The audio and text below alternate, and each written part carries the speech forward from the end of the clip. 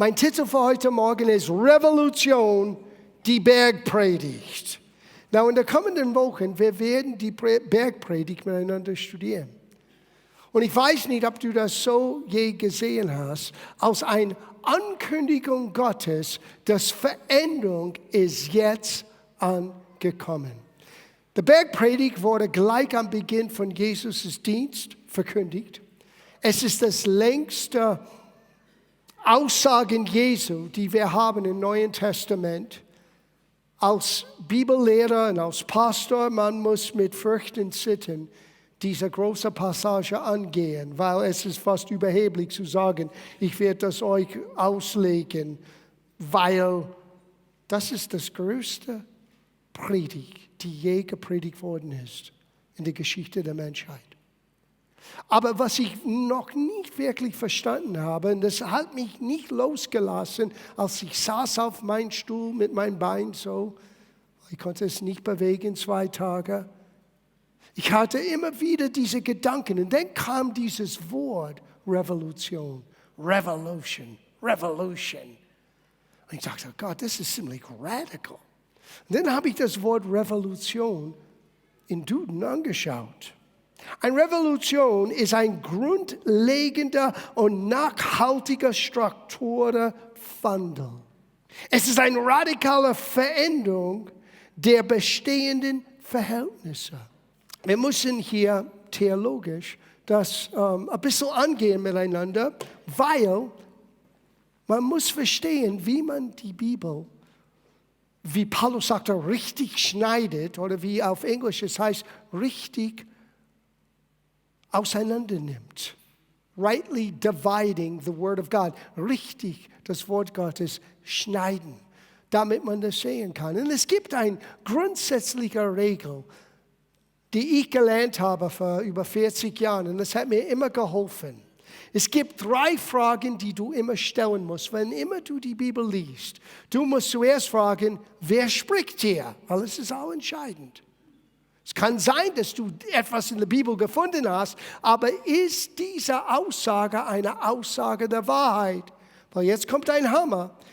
Alles in der Bibel ist wahrhaftig wiedergeben, aber nicht alle Aussagen sind eine Aussage der Wahrheit. Habt ihr das verstanden? So, du musst zuerst fragen, wer hat das gesagt, wenn ich etwas lese? Dann die zweite Frage, wann wurde das gesagt? Warum? Weil es gibt unterschiedliche Zeitalten. Gott ändert sich nicht, aber seine Verhältnisse und seine Beziehung zu uns Menschen hat sich verändert durch die Offenbarung Gottes, die auf die Erde im Gange war. Wir sehen Dinge anders als den Menschen bevor das Kreuz und bevor die Auferstehung, weil eine neue Zeit ist angebrochen mit das Opfer Jesu und seiner Auferstehung. Und die dritte Frage ist, zu wem haben er das gesagt? Die 3 Dinge sind auch entscheidend. Weil wir müssen das in Kontext setzen für das, was die Zuhörer damals gehört hat. Warum sage ich das? Man muss verstehen, wie ein jüdischer Junge wurde erzogen in der damaligen Zeit. Zwischen 5 und 6, die wurden sehr ausführlich unterrichtet in der Tora oder den Gesetz Mose. Die mussten sogar einige Passagen auswendig lernen. Das war ein Teil von ihrer Erziehung. Mit 10 haben sie begonnen, den Mishnah, das ist die Auslegung, der damaligen Auslegung, das, was die Pharisäer und Schriftgelehrte erzählte, das mussten sie auch dann lernen. Und mit 13 wurde ihre Ausbildung abgeschlossen. Das heißt, jeder Zuhörer in dieser riesigen Volksmenge, weil die sind alle Juden, die sind alle so erzogen, die verstehen, dass Jesus bezieht sich auf den Alten Testament. Aber was er jetzt sagt, ist ein völlig neuer Einblick zu das, was schon geschrieben steht. Er hat nicht etwas Neues aus seinen Kiste rausgeholt. Er hat das Alte aber in ein neues Licht gebracht. Und indem er das getan hat, er hat etwas verkündigt. Revolution hat begonnen. Die alte System ist vorbei. Bis hier, seit Adams Übertretung hat Sünde und Schuld den Menschen beherrscht. Jetzt fängt etwas Neues an. Now, das Neue konnte nicht wirklich beginnen, bis er zum Kreuz für uns ging. Bis er stellvertretend für uns Menschen gestorben ist und auferstanden ist. Aber die Ankündigung, dieses Ankurbeln von etwas verändert sich, ist jetzt hier eigentlich begonnen. Und ich habe den Bergpredigt nie so in diesem Licht gesehen, als der Beginn, der Startschuss von einer Revolution für die Menschen, nicht nur für die Juden. Es hat begonnen mit den Juden. Die hatten das Gesetz Gottes, die hatten die Verheißungen Gottes. Es hat mit denen begonnen, aber Jesus hat es viel weiter gemacht. Es war gedacht für die ganze Menschheit. Now, das Erste, was du lernst, ist, zu wem Gott steht. Und das ist für mich so ermutigend. Zu wem Gott steht? Den Armen, sogar den geistlichen Armen, den Trauernden, den Sanftmütigen, denjenigen, der nach Gerechtigkeit hungert, die Barmherzigen, denen, die ein reines Herzens haben, die Friedfertigen, die Verfolgten. Sieh, bis hier, es war genauso damals als heute. Man hätte gedacht, die Großen, die Starken, die offensichtlich Erfolgreichen, zu denen hat Gott sein Segen gesetzt. Und der Rest von uns hat Pech gehabt. Und hier kommt Jesus und sagt, no. Gott steht zu den Armen. Gott steht zu den Friedfertigen. Gott steht zu den Sanftmütigen. Gott steht für diejenigen, die eine Sehnsucht haben nach wahrer Gerechtigkeit und so weiter und so fort. Sogar zu den Verfolgten. Gott steht. Now, ich sage euch, in dieser Welt heutzutage, Menschen müssen das hören. Wir Christen sollten einen anderen Standard aufstellen. In einer Welt, wo wir sehen Menschen, die in Elend sind, Menschen, die auf den Flucht sind, weil ihr Land ist völlig zerstört. Wir Christen sollten diejenigen, die aufstehen und sagen, wir helfen. Warum? Weil unser Gott steht zu den Armen, steht zu den Elenden, steht zu den Trauernden. Und für mich ist das gute Nachricht. Das war Revolution. Und die Revolution, was für diese Leute, weil es gab keine Aussage, die sie schon nicht bisher hörten im Alten Testament. Ich gebe euch ein paar Beispiele. Jesus fängt an mit dieser Aussage in Vers 3. Selig sind die geistlichen Armen. Na, warum bist du, und das Wort selig, vielleicht soll ich das ein bisschen ungeistlich machen. Das Wort selig in der Ursprung, in der hebräischen Gedanken heißt happy, glücklich. Auf Englisch, the Amplified Bible, glücklich zu preisen. Du bist happy, wenn du merkst, dass du geistlich arm bist. Warum? Weil Gott wird dich reich machen. Sieh, wenn du denkst, dass du alles weißt, alles verstehst, wenn du glaubst, wozu brauche ich Jesus? Als junger Mann hatte ich gedacht, ich brauche keine Krücke im Leben. Meine Freunde, ich brauche Jesus nicht. Bis ich merkte, wie arm ich bin. Der Beginn von Umkehr, der Beginn von neues Leben fängt an, wenn du merkst, ich brauche Helfer und ich bin nicht fähig, mich selber zu helfen. Guten Morgen. Und deswegen bist du happy. Du merkst, wait a minute. Ich kann das nicht alleine schaffen. Und dann hörst du diese Revolution von Jesus. Gott steht zu dir. Gott sagt, dass du glücklich bist, wenn du merkst, du brauchst ihn. Weil er ist da, dir zu helfen. Und das war schon bekannt. Psalm 86, Vers 1 und 2. Neige dein Ohr, o Herr, und höre mich, denn ich bin elend und arm. Gott steht zu den geistlichen Armen. Er steht zu den natürlichen Armen auch. Aber Gott steht auch zu den Menschen, die merken, ich brauche Gottes Helfer. Selig sind die Trauernden. Warum? Du bist nicht mehr wie die anderen. Du wirst nicht in ein Loch fallen. Und es gibt eine Zeit zu trauern. Wenn etwas weggenommen ist, wenn ein geliebter Mensch plötzlich nicht mehr da ist. Du solltest nicht so übergeistlich sein, dass du nicht trauerst. Das ist nicht gesund. Trauer gehört zu unserem menschlichen Wohlbefinden. Einen Abschied zu nehmen, braucht seine Zeit. Aber ich sage euch, wir sind nicht wie anderen, die in ein Loch fallen und werden nie wieder getröstet werden, weil Gott kommt zu den Trauernden. Und er schenkt Hoffnung, ein neues Licht. So er sagte, happy oder selig sind die Trauernden, denn sie sollten getröstet werden. Es gibt Hoffnung in unserer Trauer. Ist das neu? Na, Psalm 55, Vers 3. Merke auf mich und erhöre mich, obwohl ich umehre in meiner Klage und unruhig bin. Also dieses Wort umehre hier heißt Trauer. Und das ist, was du machst, wenn du trauerst. Du weißt nicht, was oben ist, was unten ist. Du siehst keinen Ausweg. Der Schmerz ist so stark. Und Gott steht zu dir. Und er wird Trost bringen.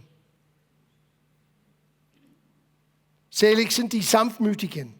Die werden das Land ererben. Well, das ist ein Zitat aus dem Alten Testament. Psalm 37. Aber die Sanftmütigen werden das Land ererben. Das war schon bekannt. Sieh, aber bisher hat niemand gewagt, diese Aussagen zu nehmen und zu sagen, Gott steht zu euch. Sie bisher, die haben nur eins verstanden. Gott steht zu uns, wenn wir leisten. Gott steht zu uns, wenn wir stark sind. Gott steht zu uns, wenn wir perfekt alles getan haben, was das Gesetz sagte. Und hier kommt Jesus und sagt, etwas Neues beginnt. Das Gesetz ist gut, aber der Mensch ist nicht fähig, alleine das Gesetz zu erfüllen. Und Gott kam zu uns in unserer Not, sandte seinen Sohn, zahlte einen Preis für uns und macht aus uns unfähige Menschen, fähige Menschen, seine Wege zu erkennen und in seine Wege zu gehen. Es war die Ankündigung, eine Revolution hat begonnen. Und ich weiß nicht, ob du dich selber siehst als Teil von einer Revolution, aber du bist es. Du bist ein Teil von einem neuen Weg zu leben, ein neuer Weg zu reagieren in Situationen. Wir trauen wie jeder andere Mensch, aber nicht hoffnungslos. Wir merken, dass wir arm sind, aber wir bleiben nicht arm, weil Gott macht uns reich durch seine Nähe, durch sein Wort, durch das, was er uns schenkt. Es heißt hier in der nächsten Satz, übrigens sanftmütig. Was ist das? Ein ganz wichtiger Aspekt von Sanftmut ist Belehrbarkeit. Ein sanftmütiger Mensch lernt immer etwas Neues. Ein Mensch, der weiß alles, kannst du nicht Neues beibringen. Er weiß schon alles. Was solltest du denn tun? Aber ein sanftmütiger Mensch, Gott kann ihm immer Neues schenken. Und deswegen, er wird das Land ererben. Weil Gott wird ihm lernen. Gott wird ihm beibringen, wie er vorankommt im Leben. Selig sind die nach der Gerechtigkeit hungern und dürsten. Und hier, Gerechtigkeit ist nicht eine soziale Gerechtigkeit alleine gedacht. Natürlich, es sollte, wenn wir sagen, dass wir eine christliche Nation sind, eine Auswirkung haben auf unsere Solidarität. Keine Frage. Das gehört zu unserer neuen Natur durch diese Revolution, die Jesus begonnen hat. Es sollte zum Ausdruck kommen in unserem Umgang mit anderen Menschen. Wir sollten Menschen, die hungern und dürsten nach wahrer Gerechtigkeit, und wahre Gerechtigkeit wirklich fängt an, wenn wir einen rechten Stand vor Gott haben. Und jeder einzelne von diesen Seligpreisungen oder das, was ein Mensch wirklich glücklich macht. Und das ist für mich so eine wunderbare Aussage. Den Elendsten von den Elendsten kann glücklich im Leben sein, weil Gott steht zu den leidenden und elenden Menschen. Das ist das Evangelium. Das Erste, was Jesus sagte in seiner Heimat, ich bin gekommen, weil der Geist des Herrn ist auf mir. Er hat mich gesalbt, den Armen frohe Botschaft zu erzählen. Und er meinte beides, den natürlichen Armen und den geistlichen Armen. Gott steht zu dir. So egal, wo du bist gerade jetzt, egal, was im Gange ist in deinem Leben, Gott steht zu dir. Der Einzige, die Gott widersteht, sind den Hartherzigen, sind den Stolzen, sind den Besserwisser. Wenn du nicht mehr belehrbar bist, dann hast du ein Problem. Aber wenn du dein Herz offen hältst und sagst, Gott, in meiner Not, in meinen Situationen, auch wenn ich das nicht verstehe, wir sagen immer, ja Gott, warum hast du das zugelassen? Ich sage euch, diese Frage schmeißt weg. Gott ist in Controller. Gott weiß genau. Und diese Dinge manchmal formen in uns etwas anderes, die notwendig ist. Das Einzige, was du weißt, ist, Gott steht zu mir. Auch in meiner Not, auch in meiner Situation, Gott steht zu mir. Ich bin glücklich zu preisen. I am blessed. Selig sind die Barmherzigen. Die Barmherzigkeit wird zu sehen in deinem Umgang mit anderen Menschen. Bist du freundlich? Bist du gnädig? Hilfst du Menschen in ihrer Not? Ob sie das verdient haben oder ob du sie kennst oder nicht. Die Barmherzigen, ja, die werden Barmherzigkeit erlangen. Wisst ihr, was es heißt in dem Psalmen? Psalm 18, Vers 25. Gegen den Gütigen, oder man könnte auch sagen Barmherzigen, erzeigst du dich gütig.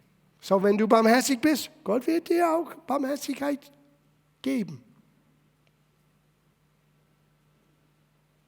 Selig sind die reines Herzen sind. Das heißt nicht, dass du fehlerfrei bist. Aber du hast ein ehrliches Herz. Du gibst zu, wenn du missgebaut hast, oder? Solltest du, weil Gott hat es sowieso gesehen. Du kannst ihm nicht irgendetwas vortäuschen. Wow, wenn ich das nicht bekenne, dann niemand wird es merken. Sorry. Wenn du es vor Gott bekennst, dann bist du frei von den Schuld und den schlechten Gewissen. Aber Gott wusste das von vorne an. So, wie kannst du dein Herz reinhalten? Sei ehrlich, ist alles. Sei ehrlich mit dir selber, mit den Menschen und mit Gott. Die friedfertigen Menschen, die versuchen, anderen Menschen zusammenzubringen, die werden Gottes Kinder genannt. Warum? Weil das ist, was Gott tut. Gott bringt Menschen zusammen. Gott setzt keine Grenzen. Gott stoßt keine Gruppe aus. Und dann, das liebe ich. Selig sind die, um die Gerechtigkeit willen verfolgt werden. Und das, was richtig ist. Und manchmal, das hat zu tun mit deinem Glauben. Er geht weiter und sagt das genau. Er sagte, selig sind ihr, wenn sie euch schmähen und verfolgen und lügnerische allerlei Ärgernis wider euch reden, um meinetwillen. Du musst vorstellen, setz dich in deine Vorstellung zurück vor 2000 Jahren. Du bist erzogen als guter Jude. Du kennst den Gesetze Mose. Du hast die Auslegung von das Gesetz, was der damalige Brauchtum war. Du hast das Abschluss von deinem 13. Jahr, diese Ausbildung gemacht. Und hier sitzt ein Mann und sagt, wenn du verfolgt wegen mir bist, bist du happy. Gleich am Beginn dieser Revolution, Jesus setzt sich hoch und sagt, ich bin der Weg, ich bin die Wahrheit, ich bin das Leben. Möchtest du zum Vater kommen, dann musst du durch mich kommen. Jetzt, Jesus setzt sich meilenweit weg von allen anderen Menschen, die je gelebt hat in diesem Augenblick. Und die Zuhörer haben es verstanden. Was haben sie gehört? Nicht ein leise Seligpreisung. Nein, die haben eine Bombe gehört. Das ist Revolution. Es ist etwas Neues. Gott steht zu uns in unser Elend. Gott steht zu uns in unserer Trauer. Gott steht zu uns in dieser Situation, wo die römische Beherrschung hier ist. Yes, Gott steht zu euch. Und jetzt Gott sitzt vor dir. Übrigens, Jesus hat sich hingesetzt. Ich habe vergessen, das zu lesen, Vers 1. Als er aber die Volksmenge sah, stieg er auf den Berg und als er sich setzte, ich bin ganz biblisch heute Morgen, hat er begonnen, das Volk zu lehren. Freut euch und frohlocket, sagt er, denn euer Lohn ist groß. Wann? Wenn du verfolgt bist, um seinen Namen willen. Komme nicht in Weine und sage, oh, ich bin gemobbt. Die Familie macht mich nicht, mein Arbeitskollege. Hey, du solltest dich frohlocken. Du solltest hier reinkommen und einen Tanz tun. Das ist, was frohlocken bedeutet. Warum? Weil so haben sie auch den Propheten dasselbe angetan. Es ist nichts Neues. Aber eine Revolution ist im Gange. Und es verändert Menschen. Das nächste, was er sagt. Ihr seid das Salz, das die Welt vor den Verderben bewahrt. Wow. Die sitzen da. Du musst das vorstellen. Die glauben, dass Gott hat sich verlassen. Sieh, seit der letzte Prophet Malachi, seit ihm ist fast 400 Jahre Silenzio, nichts. Und 400 Jahre lang Israel ist beherrscht. Der Generation, die Jesus zuhören, haben gedacht, Gott hat uns verlassen. Und plötzlich taucht Jesus auf und sagte, Gott steht zu euch. Und sogar so, ihr seid das Licht, das die Welt erhellt. Now, hier ist das Problem. Gott wollte, dass die ganze Menschheit durch das Volk Israel geholfen werden. Wisst ihr, was es heißt? Im 2. Mose 19, lass mich das hier zitieren. Vers 6. Ihr aber sollt mir ein Königreich von Priestern und ein heiliges Volk sein. Nicht nur den Stamm Levi. Warum ist nur den Stamm Levi Gottes Priester sein? Weil das Volk wollte den Auftrag nicht annehmen. Alle 12 Stammen wollten nicht diese Aufgabe wahrnehmen und Gott musste einen Stamm, den Stamm Levi, aussuchen als Priester. Aber was Gott wollte, ist, dass das ganze Volk Israel, weil die hatten den Bundesladen, die Herrlichkeit Gottes, das Wort Gottes, das Gesetz Gottes, die sollten der ganzen Welt helfen, Licht zu sehen und zu erkennen. Und jetzt kommt Jesus und sagt, jetzt kommen wir zurück zu den ursprünglichen Herzen Gottes. Ihr seid das Licht. Ihr seid das Salz, ihr seid das Licht. Ihr seid beides. Ihr seid das Salz, das das Welt bewahrt, dass es nicht auseinandergeht. Und ihr seid die einzige Hoffnung, dass Menschen Licht in ihrer Dunkelheit sehen werden. Und Jesus kommt wieder und sagt, jetzt gehen wir zurück zu dem Plan Gottes. Der Plan Gottes ist jeder. Jeder ist Licht. Jeder ist Salz. Jeder spielt eine Rolle. Nicht nur Einzelmenschen, no, jeder. Und das ganze Volk sollte ein Segen sein für alle. Es war radikal für den damaligen Zuhörer. In 1. Petrus 2,9 es heißt, Ihr aber seid ein auserwähltes Geschlecht, ein königliches Priestertum, ein heiliges Volk, ein Volk des Eigentums, damit ihr den Tugend dessen verkündigt, der euch aus der Finsternis zu seinem wunderbaren Licht berufen hat. Sieh, das war Gottes Wunsch für das Volk Israel. Jetzt in Christus. Das ist Gottes Realität für jeder Gläubiger. Du bist ein Königreich von Priester, sagt eine Übersetzung. Jeder ist ein Priester vor Gott. Das heißt, man kann direkt zu Gott gehen und die Menschen repräsentieren und direkt von Gott hören, für den Menschen weiterzugeben. Gott sieht uns als ein heiliges Volk.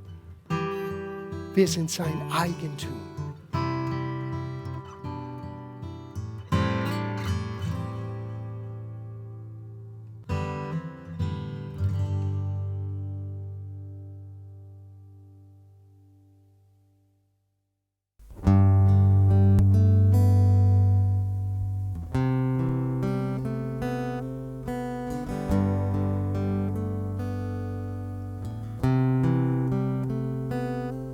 Zu wem kann ich gehen, wenn meine Welt zerbricht? Wer trägt mich durch, wenn ich nicht gehen kann? Jesus, du bist mein Licht, Heiler der Herzen, Liebe, die alles überwindet. Stärke in meiner Not. Du bist mein Tröster, du bist mein Jesus.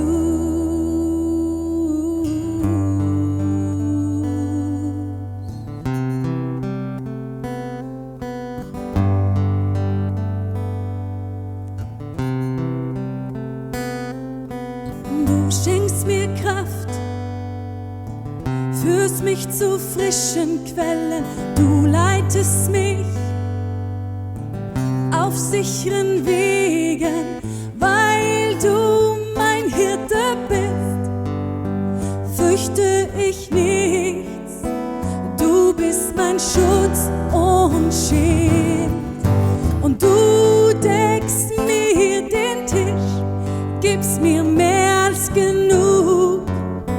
Du bist mein Jesus, und weil du mein Hirte bist, fürchte ich nichts. Du bist mein Schutz und Schild, und du deckst mir den Tisch, gibst mir mehr als genug. Du bist mein Jesus.